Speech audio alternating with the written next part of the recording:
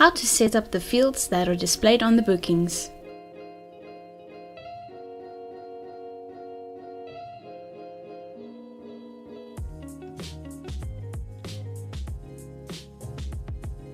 Click on the Settings button in the top right corner.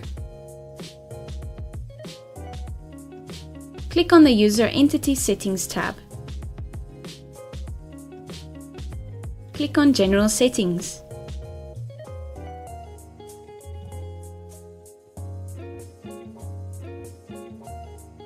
Check the checkboxes next to the booking fields that you want to have displayed on the booking.